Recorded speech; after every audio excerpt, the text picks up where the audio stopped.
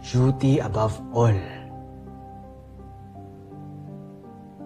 Pero di ba dahil sa duty na yan, kaya namatay si Mama?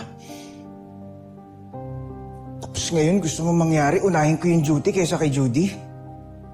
Mag-resign na lang kaya ako. Big Bert, please. Sa atin nakasalala yung buong mundo. Sorry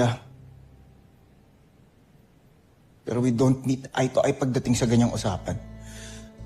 Magmula nang nawala si Papa, namatay si Mama,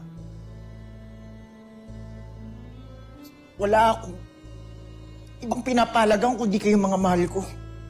Kesa dyan sa mundo na yan. Big Bert,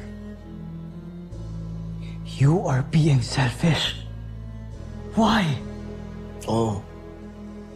Selfish na ako, selfish.